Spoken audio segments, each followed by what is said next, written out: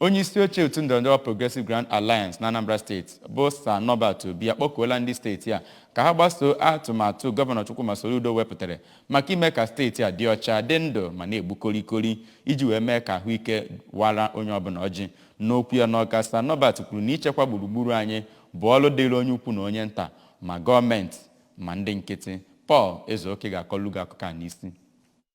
Mmadu sịrị na amụma gọvanọ Soludo ji bụ nke ga-akwalite obibi ndụ ndị mmadụ ma kwụsịnata ịnyanya oge ọbụla na ego ndị mmadụ na-emefu site na ego ụlọọgwụ mgbe na mgbe. Ọ gwara ndị mmadụ ka ha kwụsị ịdị na-ekpofu atịtị aghara aghara, na-egbojakwa ọwara mmiri oge n'oge, kwụsị igbu osisi dị n'akụkụ be ha otu o si masị ha, ma tụọ aro na mgbe ọbụla egbupụrụ ofu osisi ka afọ na-akụnyere ọzọ n'akụkụ ebe a. Ọ gwakwara ndị mmadụ ka afọ na ha na-akụnye okooko na gburugburu ebe ha bi ka o wee na-achọ be ha mma ma na-eme ka ikuku a na-eku bụrụ nke na-enye ihe a chọrọ. Onyeisi APGA gwara ndị ndu ndị ahịa dị iche iche ka afụ na ha na-ejikọ aka n'ọlụ ha na ndị ejensi gọọmenti dị iche iche iji wee fụ na-akwalite ịdị ọcha na gburugburu ebe ha na-azụ ahịa, ma nye aka fụ na-akwụsị ndị mmadụ ịdị na-azụ ahịa n'okporo ụzọ ka afụ na ụgbọala na-aga otu ọ kwesịrị ma chekwakwa ndụ ndị mmadụ na akụnụba ha. O gosipụtara afọ ojuju na gọvanọ Soludo na-emezu nkwa o kwere ndị Anambra